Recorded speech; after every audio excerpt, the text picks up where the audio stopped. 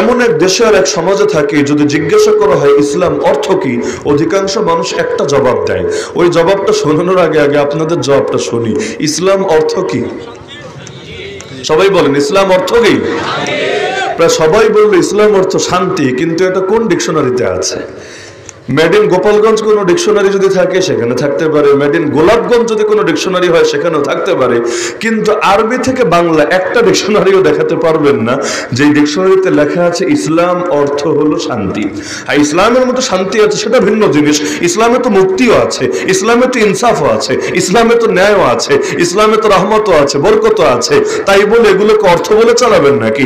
ইসলাম মানে মুক্তি বলেন, ইসলাম মানে ন্যায় বলেন, ইসলাম মানে নীতি বলেন, বলবে না হুজুর এগুলো তো ভেতরে আছে, কিন্তু শব্দের শাব্দিক অর্থ তো ভিন্ন জিনিস। তাহলে ইসলাম শব্দের শাব্দিক অর্থ কি? ইসলাম শব্দের শাব্দিক অর্থ যদি শান্তি হয়, আগামীকাল থেকে আসসালামু আলাইকুম না বলে আল ইসলামু আলাইকুম বলা শুরু করেন, অর্থ তো একই, যেই লাউ সেই কদু।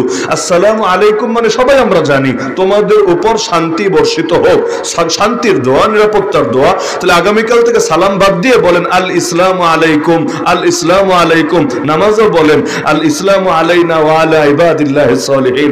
বলবে না না এটা বলবো না, সালামের জায়গায় সালামই বলবো, ইসলামের জায়গায় ইসলামই বলবো। তাহলে সালাম আর ইসলাম এটা তো বুঝি, শব্দ একটা না, শব্দ দুইটা।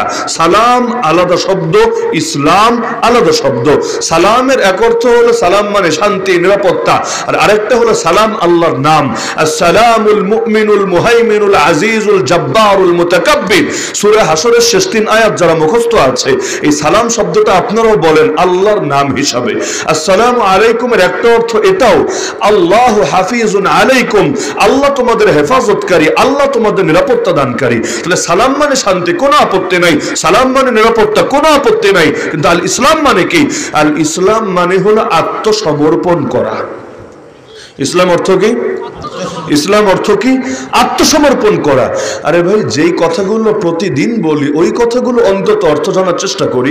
সুবহান রাব্বিয়াল আযীম, সুবহান রাব্বিয়াল আলা, আল্লাহু আকবার, আলহামদুলিল্লাহি রাব্বিল আলামিন, আর রহমানির রহিম, আত-তাহিয়াতু লিল্লাহি ওয়াস সালাওয়াতু ওয়াত তাইয়্যিবাত, যেগুলো ডেইলি পড়ি, ডেইলি প্রতি ওয়াক্তের প্রতি রাকাত নামাজে পড়ি, একটাবার যদি এর অর্থটা শিখি কি পাপ হবে, কি সমস্যা হবে?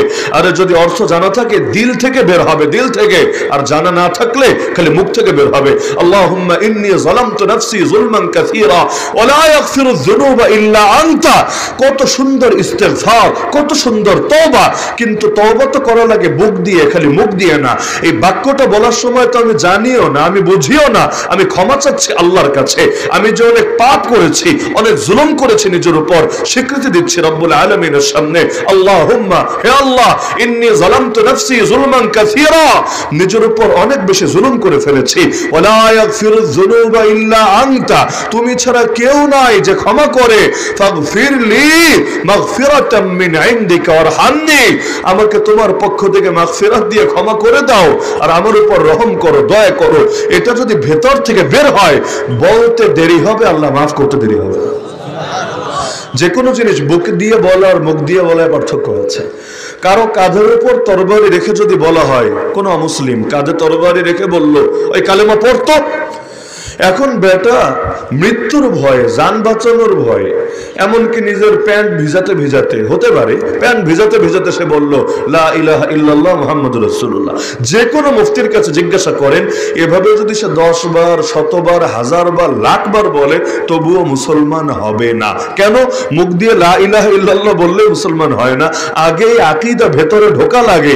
ভেতরে যদি আকীদা থাকে, মুখ দিয়ে লা ইলাহা ইল্লাল্লাহ বললে আল্লাহ সেই ঈমান কবুল করবে। এমনকি ভেতরে যদি আকীদা থাকে, মুখ দিয়ে বলতে নাও পারে, যেমন বোবা, ও বলবে কিভাবে? বলবে লিখে দিবে। যদি এমন হয় মূর্খ, লিখতেও পারে না, বলতেও পারে না, ও মুসলমান হবে কিভাবে? হাওয়ার দিলে যদি আকীদা ঢোকে, ও মুখ দিয়ে বলতে পারে না, তাতে কি? আল্লাহ ওকে মুসলমান হিসাবেই বিবেচনা করবে।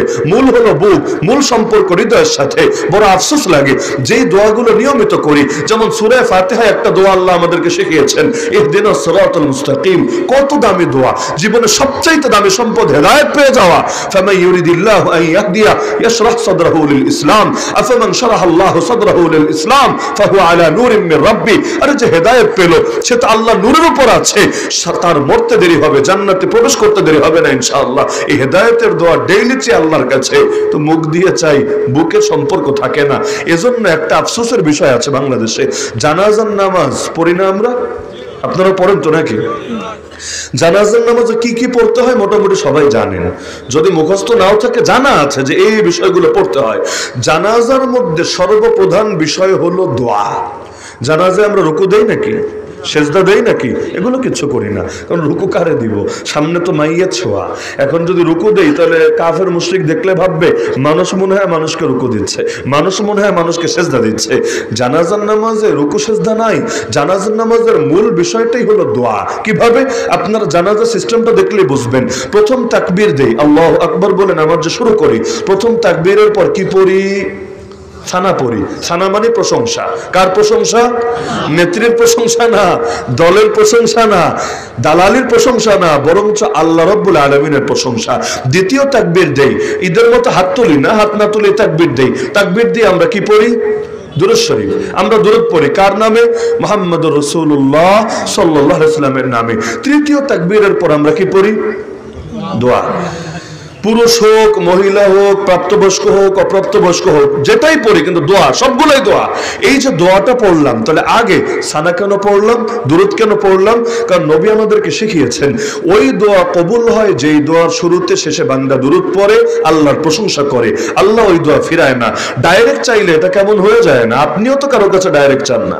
আপনার স্ত্রী বাসায় যাবেন আজকে, যদি কিছু বিশেষ কিছু চাইতে হয় আপনার কাছে, তাহলে দেখবেন প্রথমে একটু পাম্পট্টি দিয়ে নেয়, আগে একটু ফুলায় নাই।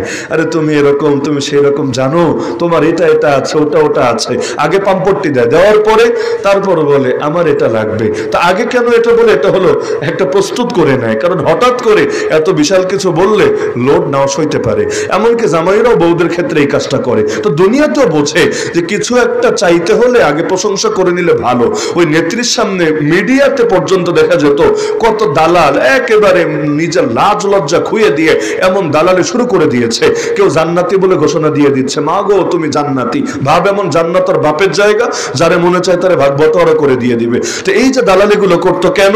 কারণ পরে গিয়ে আন্ডার টেবিল একটা পলিটিক্স করবে, টেবিলের তল দিয়ে কিছু চাইবে, দাও না আমাকে, তোমার এত কিছু দিলাম বিনিময়ে। তো যার কারণে এই প্রশংসাগুলো দিল থেকে হতো না, দিল থেকে হতো না বেশিরভাগ ক্ষেত্রে। একটা মজার বিষয় বলি, বিগত 16 বছর যেই পরিমাণ দোয়া হয়েছে তাদের জন্য, কম হয় নাই। যেই পরিমাণ দোয়া, যেই পরিমাণ মিলাদ, যেই পরিমাণ আরো যা কিছু হয়েছে, এগুলো যদি কবুল হতো তাহলে যতই আবু সাঈদ জীবন দেখ, মুগ্ধ জীবন দেখ, যতই আন্দোলন করেন, যতই জেল খাটেন, লাভ নাই। যে পরিমাণ দোয়া হয়েছে ওগুলো কবুল হলে আপনাদের এই মেহনতে কিচ্ছুই হতো না। গদি উল্টা দূরের কথা, গদি মোটে নরবরেও হতো না যদি দোয়া কবুল হতো। দোয়া কবুল হয় নাই কেন? কারণ বেশিরভাগ দোয়াই দিল থেকে ছিল না, টাকার জন্য, প্রমোশনের জন্য, বিপদ থেকে বাঁচার জন্য, দুনিয়ার ধান্দার জন্য ছিল। নাস্তিকের জানাজাও হয়েছে বাংলাদেশে। যারা জানাজা পড়েছে, পরে যখন ধরা হলো কিরে নাস্তিক, তো এমন নাস্তিক যে নবীকে গালি দিয়েছে, তার জানাজা পড়লে কিভাবে? জবাব দিয়েছে আসলে উযু ছাড়া পড়েছি ইচ্ছাকৃত ভাবে। উযু দিয়ে পড়লে তো বেচারা জান্নাতে যেতে পারে, উযু ছাড়া পড়েছি যাতে জাহান্নামে যায় উল্টা করে। তো অনেক সময় মানুষ ঠেকায় পড়ে বিভিন্ন কাজ করে, আর নজির আছে। তো ওদের দোয়া কবুল হয় নাই, দোয়া ইখলাস ছিল না। হাজারা জেল খেটেছে 2021 সাল থেকে একটা বছর পর্যন্ত তো নিজে দেখেছি। আর আমি 1 বছর হলেও, কেউ তো 2 বছর, কেউ তো 3 বছর, কেউ তো তার চাইতে বেশি। ওই যে তাহাজ্জুদের সময় উঠে মুরব্বি আলেমরা গভীর রাতে জায়নামাজ বিছিয়ে তাহাজ্জুদ পড়ে হাত দুটো তুলে যখন আল্লাহর কাছে রোনাজারি করত, আল্লাহ বলে একটা চিৎকার যখন বুকের ভেতর থেকে দিত, তখনই অন্তরটা মোচড় দিয়ে উঠতো, দিন সাক্ষ্য দিত এই বদদোয়া যার গায়ে লাগবে 2 দিন আগে বা পরে ও লেজ গুটিয়ে পালাতে বাধ্য হবেই হবে। আল্লাহর কুদরত এটা নবী জানিয়েছেন, মাজলুমের বদদোয়াকে ভয় করবা, কারণ মাজলুমের বদদোয়ার আল্লাহর মধ্যে কোনো পর্দা থাকে না। জালেমের ধর্ম পরিচয় যাই হোক, রাজনৈতিক পরিচয় যাই হোক, গোত্রীয় পরিচয় যাই হোক, আঞ্চলিক পরিচয় যাই হোক, জালেম যে হবে ও বরবাদ হবেই হবে। এমনকি আমাদের ইমামগণ লিখে গিয়েছেন, কোন মুসলিম বাদশা যদি জালেম হয় আর কোন কাফের বাদশা যদি ইনসাফকারী হয়, আল্লাহ ওই কাফের রাজত্ব দুনিয়াতে দীর্ঘস্থায়ী করবে, আর আল্লাহ এই জালেম মুসলমানের রাজত্বের পতন ঘটাবে। কারণ জুলুম এমন একটা জিনিস, জুলুমের সঙ্গে কখনো স্থায়িত্ব আসবে না, আসা সম্ভব না। তিনজনের দোয়া ফিরানো হয় না, হাদিসে আছে তিনজনের দোয়া ফিরানো হয় না। এর মধ্যে একজন হলো মাজলুম, তার দোয়া করতে দেরি হয়, আল্লাহ পর্যন্ত পৌঁছতে দেরি হয় না। এমনকি সেই মাজলুম যদি পাপীও হয়, পাপী ব্যক্তিগত জীবনে সে পাপী হতে পারে, কিন্তু সে যখন জালেমের বিরুদ্ধে বদদোয়া দিবে, ওই দোয়া আল্লাহ কবুল করবেই করবে। এই কারণে এখন তো লোকে খোঁজে মাস্টার মাইন্ডকে, মাস্টার মাইন্ডকে। আরে মাস্টার মাইন্ড তো আল্লাহ, মাস্টার মাইন্ড আল্লাহ। এবং আল্লাহ তাআলা এই প্ল্যানটা বাস্তবায়ন করেছেন, এর অন্যতম কারণ মাজলুমদের বদদোয়া। তো যে প্রসঙ্গে বলছিলাম, জানাজার মধ্যে আমরা 3 নম্বর তাকবীরের পর দোয়া পড়ি। দোয়াটা যাতে কবুল হয় এজন্য আগে আল্লাহর প্রশংসা করেছি, নবীর শানে দরুদ পড়েছি। আবার দোয়ার শেষে আল্লাহু আকবার, চতুর্থ তাকবীর দিয়ে আল্লাহর প্রশংসা, আল্লাহর বরত্ব, এরপর সালাম ফিরিয়ে ফেলি। এই হলো মূল কাজ। তাহলে জানাজার সবচাইতে মূল কাজ কি? দোয়া। জানাজার সবচাইতে মূল কাজ কি? দোয়া। এখন আবার অনেকে আছে জানাজা কিছু পড়েই না, জানাজা পড়া লাগবে তাই এসে হাজির হয়েছে, কি পড়তে হবে জানেই না। এজন্য নামাজের কাতারে দাঁড়িয়ে ঠোঁট দুটো এমন ভাবে লাগিয়ে রাখে, মনে হবে কেউ সুপারগুলো দিয়ে এটাকে আটকে দিয়েছে। এমন ভাবে দাঁড়ায় থাকে, মনে হয় ওর পেটের মধ্যে বোম ফুটলো, মুখ দিয়ে দোয়া একটা বের হবে না। কেমন লোক দেখেননি আপনারা? জানাজা কিচ্ছু পড়ে না। ঈদের নামাজ পড়তে গেল তাকবীরে হাত উঠিয়ে একবার ডাইনে তাকায়, একবার বামে তাকায়। কেউ তো ঘাড় ঘুরিয়ে তাকায়, কেউ আবার একটু ভালো ঘাড় ঘুরিয়ে তাকায় না, চোখের কোনা দিয়ে তাকায় যে এখন কি করব, আসলে হাত কি বাঁধবো না হাত ছাড়বো। যদি দেখে উভয়ে দুইজন, যে দুই পাশে দুইজন আছে, উভয়ে হাত ছেড়ে দিয়েছে, সেও ছেড়ে দেয়। যদি দেখে উভয়ে হাত বেঁধে ফেলেছে, সেও হাত বেঁধে নেয়। আর যদি দেখে একজন ছেড়ে দিয়েছে আর একজন বেঁধে ফেলেছে, এবার বেচারার মাথার উপর আসমান ভেঙে পড়ে, হায় হায় এখন আমার কি হবে, এখন আমি যাবোটা কোথায়, কারে অনুসরণ করব? দুইজন তো দুই রকম করেছে। এই হলো আমাদের নামাজের অবস্থা। কথা শুনলে মনে হয় গোটা দুনিয়া উল্টে খেয়ে ফেলবে, অথচ নামাজটাই পড়তে পারে না ঠিক মতো। জিজ্ঞেস করেন দোয়ায় কুনুত বলতো, ভাই বল, দেখবেন বেশিরভাগ বাঙালি ধরা শুদ্ধ করে দোয়ায় কুনুত পড়তে পারবে না। আর প্রশ্ন কি? প্রশ্ন হলো ফেরাউনের নানির নাম কি, হুজুর এইটা কি ওইটা কি, মানে প্রশ্ন কত সূক্ষ্মাতি সূক্ষ্ম মেধা তার, কত গভীরের গভীরের প্রশ্ন করে, কিন্তু শুদ্ধ করে নামাজটাই পড়তে জানে না। ঈমানের রকম কি, ঈমানের মূলনীতি কি, ঈমান ভঙ্গের কারণ কি, তাওহীদ কাকে বলে, রিসালাত কাকে বলে, তাকদীরের ব্যাপারে আকীদা কি, এই যে বেসিক নলেজ গুলো যেগুলো ছাড়া মুসলমানই হবে না কেউ, এগুলো কয়জন জানে বলেন? অথচ দেখা যাবে মাস্টার্স কমপ্লিট করে ফেলেছে, বড় ডক্টর সাহেব হয়ে গেছে, এই হয়েছে সেই হয়েছে, ইসলামের বেসিক নলেজে নাই তার ভিতরে। এই জাতির যদি ইসলামী জ্ঞান থাকতো, একটা বাস্তবতা হলো আমাদের আবেগ আছে, মাশাআল্লাহ বহুত আবেগ আছে, আমরা ধর্মপ্রাণ জাতি, আবেগের কমতি নেই। যেই পরিমাণ আবেগ আছে ওর অর্ধেক জ্ঞানও যদি আমাদের থাকতো, আজকে বাংলাদেশের চিত্র ভিন্ন রকম হতো। আমাদের জ্ঞান থেকে কম, আবেগ থেকে বেশি, এটাই তিক্ত বাস্তবতা, স্বীকার করেন বা না করেন। আর যেই দেশের মুসলমানের সংখ্যা 80 ভাগের বেশি, ওই দেশে স্বাধীনতার 53 বছর পর পতিতালয় খোলা থাকে কিভাবে? যেই দেশের মুসলমানের সংখ্যা 13-14 কোটি, ওই দেশের অর্থনীতি আজ সুদের ভিত্তিতে পরিচালিত হয় কিভাবে? যেই দেশ মুসলমান দিয়ে ভরা, ওই দেশে প্রকাশ্যে মদের বার খুলে দিয়ে মদ বিক্রি হয় কিভাবে? যেই দেশ মুসলমানের দেশ, যেই দেশ মুসলমানের দেশ, ওখানে নবীর পরে নবী নাই, সংসদে আইন চাই, কাফের কাফের, কাদিয়ানীরা কাফের, এই স্লোগান দিতে হবে কোন দুঃখে? আরে মুসলমানের দেশ যদি হয়, এগুলো তো যারা ক্ষমতায় আছে নিজের ঈমানের দাবিতেই করবে। আর যদি আর ঈমানের দাবিতে করতে না পারে, ও নিজের মুসলমান পরিচয় দেয় কোন মুখে? এমনকি ধর্ম রাখেন, গণতন্ত্র তো ওরা শিখায় যে গণতন্ত্র মানে সকল ক্ষমতার মালিক জনগণ, ভালো কথা। তো পতিতালয় এটা কোন জনগণ চেয়েছে বল বেটা? কোন জনগণ চেয়েছে পতিতালয় বাংলাদেশে বলেন? এই দেশে মোট জনগণ যদি 18 কোটি, 1% দেখাতে পারবেন 1% যারা পতিতালয় চেয়েছে? আজকে গণভোটের আয়োজন করেন, দেখেন কোন কোন বাপের বেটা পতিতালয় চেয়েছে। গুটি কয়েক হাউন আঙ্কেল থাকলে থাকতে পারবে, কিন্তু এর বাইরে পতিতালয়ের পক্ষে মত দেওয়ার মতো লোক পুরো বাংলাদেশে তন্ন করে খুঁজে পাবেন না। কি আপনাদের এলাকায় পাবেন? পাওয়া সম্ভব না। তাহলে এগুলো খুলে দিল কেন? যা চায় তা দেয় না, যা চায় না তা দিয়ে রেখেছে। এটার নাম বুঝি গণতন্ত্র, এটার নাম ফাইজলামি তন্ত্র আর ভণ্ডামি তন্ত্র। না আছে ইসলাম, না আছে গণতন্ত্র, না আছে অধিকার, না আছে কিছু। কে আজীব এক তামাশা, মগের মূল্যক বানিয়ে রেখেছে। মুসলমান অধিকার চাইলে অধিকার দেওয়ার খবর নাই, আর কাফের অধিকার না বরঞ্চ ফাইজলামি করলেও তারে বলার কিছু নাই। এই যে মধুখালীতে আমাদের 3 জন ভাইকে শহীদ করা হয়েছিল, যার মধ্যে একজন হাফেজে কোরআনও ছিল। মধুখালীর পঞ্চপল্লীতে এই যারা নিজেদেরকে সংখ্যালঘু বলে এরাই তো পিটিয়ে মেরেছিল। আজ পর্যন্ত বিচার হয়েছে, পারলে প্রমাণ দেন আমাকে। ওই যে প্রিয়া সাহা গিয়ে ট্রাম্পের কাছে বিচার দিয়ে এসেছিল এই দেশের মুসলমান আর মৌলবাদীরা নাকি তার বাড়ি ভেঙেছে, এই ভেঙেছে সেই ভেঙেছে, অথচ সাংবাদিকরা ইনভেস্টিগেশন করে প্রমাণ দিয়েছে এগুলো ভুয়া, কোনো ভিত্তি নাই, পুরোটা প্রোপাগান্ডা, পুরোটা ইসলামের বিরুদ্ধে মিথ্যা অপবাদ। অথচ আজ পর্যন্ত ওর কোনো বিচার হয়েছে, ওর বিরুদ্ধে মামলা হয়েছে, পারলে প্রমাণ দেন। এই দেশে সংসদের মতো জায়গায় দাঁড়িয়ে নবীকে গালি দিয়েছে এমন লোককে দ্বিতীয় মুক্তিযুদ্ধের প্রথম শহীদ ঘোষণা দেওয়া হয়েছে। যে নবীরে গালি দেয়, ওই গালি দেওয়ার পরে দুনিয়া থেকে বিদায় হয়, ওকে ঘোষণা দেওয়া হয়েছে দ্বিতীয় মুক্তিযুদ্ধের প্রথম শহীদ। ভাবতে পারেন, আরে যেই দেশ মুসলমানের দেশ, ওই দেশ ভরে ফেলা হয় মূর্তি দিয়ে, আর নাম দেওয়া হয় মূর্তি না, নাম দেওয়া হয় ভাস্কর্য। আরে ভাস্কর্য কি আর মূর্তি কি? বলবে হুজুর একটার পূজা হয় আর একটার পূজা হয় না। ভালো কথা, যেটার পূজা হয় ওটা নিয়ে আমাদের আপত্তি না, ওর ধর্মীয় অধিকার আছে, পূজা করুক না। যেটার পূজা হয় না ওটা থাকবে কোন দুঃখে? যেই ঘরে ভাস্কর্য থাকে, ছবি থাকে, প্রতিকৃতি থাকে, ওই ঘরে রহমতের ফেরেশতা ঢোকে না। তো যেই দেশের অলিতে গলিতে, হাটে ঘাটে, মাঠে পাড়ায় মহল্লায় ভাস্কর্য থাকে, ওই ঘরে ওই দেশে রহমতের ফেরেশতা ঢুকবে কোন দিক দিয়ে? তাহলে এগুলো তো ফেরেশতা যাতে না ঢুকতে পারে ধান্দা। কত উদাহরণ লাগবে, কত উদাহরণ মাথায় ভরা আছে। কিন্তু বাস্তবতা হলো এই দেশের মানুষের যদি আসলে ধর্মীয় সচেতনতা থাকতো, তাহলে মুসলমানের আদর্শ নিয়ে এভাবে কেউ ছিনিমিনি খেলতে পারতো না। এখনো দেখেন না, নাস্তিক পুরা দেশ মিলে কয়টা হবে? কয়টা? আপনাদের গোলাপগঞ্জের এক একটা মাহফিলে যে পরিমাণ লোক হবে, পুরো দেশ খুঁজলে দেখেন আদর্শিক নাস্তিক এই কয়টা পান কিনা। অথচ নাস্তিকের ভয়েসকে কেমন দাম দেওয়া হয়, ওদেরকে ভয়েস রাইজিং করার কেমন সুযোগ দেওয়া হয়, আর আমাদের কণ্ঠস্বরকে কিভাবে মূল্যায়ন করা হয়, এসব মিলান। বাংলাদেশে এই যে এখন দেখেন না, নতুন নতুন উপদেষ্টাও নেয়, উপদেষ্টা শুটিং থেকে গিয়ে শপথ নেয়। বাহ, কি সুন্দর আবেগের সাথে প্রচার করা হয়। শুটিং থেকে গিয়ে তিনি শপথ নিয়েছেন। কেন?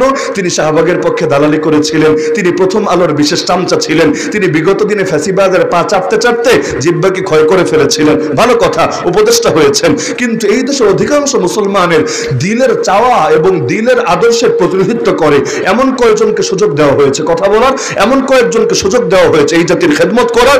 অথচ এই দেশের আপামর জনসাধারণ, আমি ওই এলিট শ্রেণীর কথা বলছি না, ওই কথিত সুশীল আর প্রগতিশীলদের কথা বলছি না, পাড়ায় যান, মহল্লায় যান, গ্রামে যান, মফস্বলে যান, কৃষককে জিজ্ঞাসা করেন, শ্রমিককে জিজ্ঞাসা করেন, দিন মজুরকে জিজ্ঞাসা করেন, অধিকাংশই বলবে তারা ইসলাম চায়, অধিকাংশই বলবে তারা শরীয়ত চায়। কারণ তারা জানে পৃথিবীর সবাই ঠকাতে পারে, আল্লাহ ঠকায় না। পৃথিবীর সবাই ভুলভাল বোঝাতে পারে, আল্লাহ ভুলভাল বোঝায় না। এখন আল্লাহর দেওয়া প্রেসক্রিপশন, এখন মানুষের বানানো প্রেসক্রিপশন, আল্লাহর বান্দা যেমন তুলনা হয় না, আল্লাহর দেওয়া আদর্শ আর বান্দার বানানো আদর্শ তুলনা চলতে পারে না।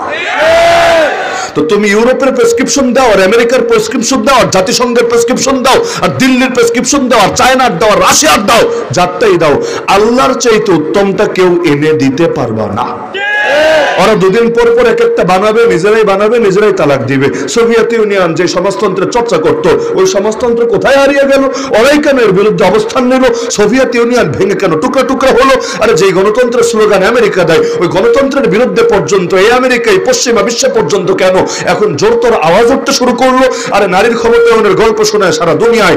আমেরিকার 200 বছরের গণতন্ত্রের ইতিহাসে কই হলো নারীর ক্ষমতা? 47টা প্রেসিডেন্ট নির্বাচিত হলো, এর মধ্যে পাগলারে পর্যন্ত নির্বাচিত করতে রাজি হলো, তো মহিলারে নির্বাচিত করতে রাজি না। বলবেন ভোট দেয় না? ভোট দেয়, ভোট দেয়, বহুত দেয়। হিলারি ক্লিন্টনকে 30 লাখ বেশি ভোট দিয়েছিল, 30 লাখ, একটা দুইটা না, 30 লাখ। কিন্তু পপুলার ভোটে তুমি যতই আগায় থাকো লাভ নাই, দরজা আগ থেকেই বন্ধ। আর একটা নাম দিয়েছে electoral vote, electoral college vote. মানে এটা হলো আরেকটা সিন্ডিকেট, আরেকটা ফাইজলামি, যে তোমরা জনগণ যতই ভোট দাও লাভ নাই, তোমাদের ভোটটা আমরা কেয়ার করি না। এই যে আলাদা কিছু বাঘা বাঘা মাথা আছে, এই প্রদেশ থেকে 3 জন দিবে, ওই প্রদেশ থেকে 10 জন দিবে, ওই প্রদেশ থেকে 12 জন দিবে, এভাবে পুরো দেশ মিলিয়ে 270টা ভোট পেলেই কাম চলবে, আর কিছু লাগবে না। এরপর জনগণ তোমার 30 লাখ না 30 কোটি বেশি ভোট দেখ লাভ নাই, যদি তোমার বিপরীত পক্ষ এই 270টা পাওয়া যায়, সিন্ডিকেটের ভোট, সেই রাজা হবে, সেই প্রেসিডেন্ট হবে। আর সিন্ডিকেট দেখা ইহুদির দালালি করে এমন কাউরে আনবে, আর নারী নয় পুরুষ এমন কাউরে এনেই বসাবে। সারা দুনিয়ার নারীর গল্প শোনাবা যে দেখো বাংলাদেশও কত একটা সুন্দর কিউট মুসলিম কান্ট্রি, দেখো এখানে প্রধানমন্ত্রীও নারী, বিরোধী দলীয় নেত্রীও নারী, সংসদের স্পিকারও নারী, খালি জাতীয় মসজিদের খতিব পদটা বাকি। না, নারীর ক্ষমতায়ন করতে চাইলে তো 100% কমপ্লিট করতে হবে, ওই একটা জায়গায় গিয়ে পারে না, বাকিগুলো করেছে, ভালো কথা। তো গর্ব করবে কার সামনে? আমেরিকার সামনে, ইউরোপের সামনে? যার সামনে করছো ওর নিজেরই তো খবর নাই, সারা দুনিয়ার মুলা দেখায়, নিজে মুলা খায় না। এটা যদি ফাইজলামি না হয় ফাইজলামি কারে বলে? আজও পর্যন্ত ইহুদিরা নিজেদের ভেতরে সুদি লেনদেন করে না, সারা দুনিয়ার সুদ খাওয়া শেখালো, সুদি মতবাদ ছড়িয়ে দিল। এমনকি ওরাই যখন অন্য কোন লোকের সাথে লেনদেন করে, যে ইহুদি না, উচ্চ হারে সুদ নেয়, এতে বাধে না, কিন্তু এক ইহুদি আর এক ইহুদির সাথে সুদি লেনদেন করে না, কারণ ওরা জানে যেই জাতি সুদে জড়াবে ওই জাতির পতন হবেই হবে, বৈষম্য বাড়বেই বাড়বে। সুদ মানে জুলুম, সুদ মানে অবিচার, সুদ মানে বৈষম্য, এটা কেউ ঠেকাতে পারবে না। তো দুনিয়ারে খাওয়াবে ভালো কথা, নিজে খেতে রাজি না। এই যে দেখেন না, ইন্ডিয়া আমাদের সংখ্যালঘুর অধিকারের বয়ান শোনায়, সংখ্যালঘুদের অধিকার দাও তোমরা, এই করো সেই করো। আর এবার নিজের সংখ্যালঘুদের দিকে একবার তাকা। তুই বাংলাদেশ নিয়ে কথা পরে বলিস, আগে কাশ্মীরের দিকে তাকা, আসামে তাকা, অযোধ্যায় তাকা, দিল্লিতে তাকা, সাহারানপুরে তাকা। আরে বাবরি মসজিদ ভেঙেছে, রাম মন্দির হলো, এর দিকে তাকা। 6 বছরের ছোট্ট মেয়ে আসিফা, তাকে পর্যন্ত গণধর্ষণ করেছে, মেরেছিলি। আর ওটা দেখার জন্য সবাই মিলে পর্ন সাইটে পুরো বছর জুড়ে সবচাইতে বেশি সার্চ করেছিলি, ওই দৃশ্যের দিকে তাকা। বল জয় শ্রীরাম বল, এই পলিটিক্যাল স্লোগান দেওয়ার নাম করে কত মুসলমানকে যে পিটিয়ে পিটিয়ে মারলি, ওটার দিকে তাকা। আরে গুজরাটে যে তোরা মব লিঞ্চিং করলি, ওটার দিকে তাকা। আরে গো হত্যার নামে, গো রক্ষার নামে কত মুসলমানকে শহীদ করলি, ওটার দিকে তাকা। আসামের বুকে আরে কত ডজন ডজন মসজিদ মাদ্রাসাকে বুলডোজার দিয়ে তোরা একদম ধসিয়ে দিলি, ওটার দিকে তাকা। জ্ঞানবাপী মসজিদটাকে এখন দখল রাখার চেষ্টা করছে, ওটাকেও ভেঙে একটা মন্দির বানাবে। আর এই ফাইজলামের দিকে তাকা। নিজের দেশের অধিকারের খবর নাই, আর আরেক দেশের অধিকার নিয়ে তার ঘুম আর টেনশনের শেষ নাই।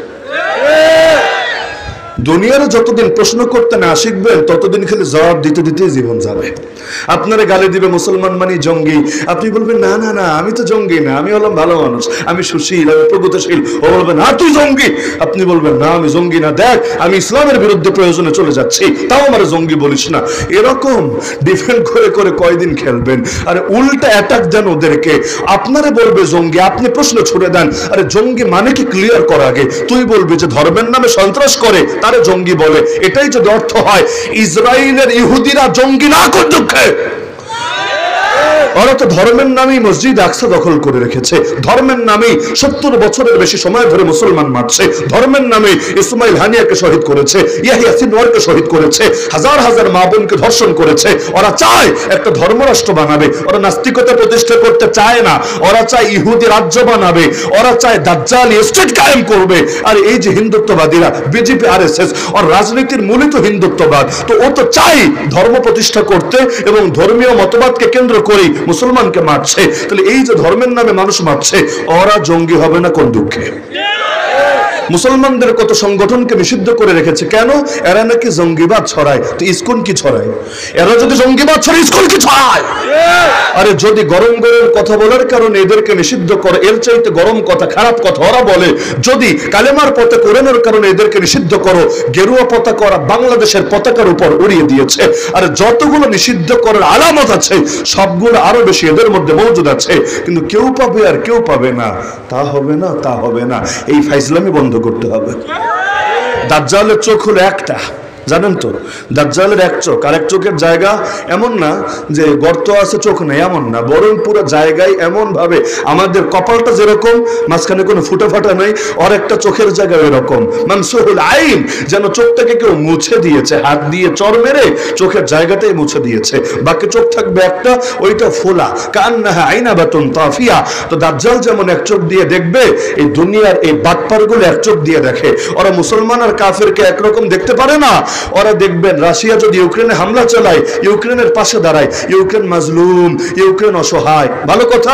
ইসরায়েল যখন ফিলিস্তিনে হামলা চালায় তখন আর ফিলিস্তিনের পাশে দাঁড়ায় না, তখন ফিলিস্তিন মাজলুম, ফিলিস্তিন ভিকটিম, ফিলিস্তিন অসহায়, এটা মনে থাকে না। তখন গিয়ে বলে ইসরায়েল দোস্ত আমার, তুমি তো মেরে মেরে হাত ব্যথা হয়ে গেছে, দাও হাতটা বাড়ায় দাও, হাতটা মেসেজ করে দেই, তোমার শরীরটা একটু বানায় দেই, তোমার পাটা একটু টিপা দেই। মানে তখন মাজলুমের পক্ষে না দাঁড়ায় উল্টা জালেমের পক্ষে দাঁড়ায়। এখান থেকে বুঝতে বাকি থাকে না ওরা মূলত ইসলামকে সহ্য করতে পারে না। সারা দুনিয়ার গণতন্ত্র নিয়ে এত মায়া কান্না, মিশরের গণতন্ত্র কে উৎখাত করেছে? পাকিস্তানের ইমরান খানকে কে গদি থেকে সরিয়েছে? এমনকি সৌদি আরবের রাজতন্ত্রের সঙ্গে গলায় গলায় এত ভাব কে করে? যদি গণতন্ত্রই তোমার মুখ্য থাকে, কই তোমার গণতন্ত্র? মানে মূল বিষয় তন্ত্র মন্ত্র কিচ্ছু না, ইসলাম ওদের সহ্য হয় না। কষ্ট পাচ্ছেন বেশি? বলবে হুজুর প্রথম ধাক্কায় এত বেশি কষ্ট দিলে তো এটা ভালো লাগবে না আমাদের, কেমন নাকি? যদিও এলাকায় আমি প্রথম, কথাগুলো একটু করা হয়ে যাচ্ছে আমি বুঝতে পারছি, কিন্তু কষ্ট পাচ্ছেন নাকি আপনারা? এই যে একটু আগে আমি বলেছিলাম না যে আমাদের আবেগ জ্ঞানের চাইতে বেশি, এর নগদ একটা প্রমাণ দেখাবো। এই যে এটা কোন কোম্পানির পানি? কোন কোম্পানি? প্রাণ। প্রাণ কাদের? কাদিয়ানি। কাদিয়ানি নবীর প্রেমিক না নবীর দুশমন? তো নবীর দুশমনকে এই যে টাকা দিয়ে সাহায্য করলেন, কয় টাকা? মাশাআল্লাহ, 15 টাকার যোগ নেই, 20 টাকা। এই যে 20 টাকা দিয়ে সাহায্য করলেন, আল্লাহর নবীর বিরুদ্ধে অবস্থান নিয়ে নবীর দুশমনকে পয়সা দিয়ে সাহায্য করে এই যে কোরআনের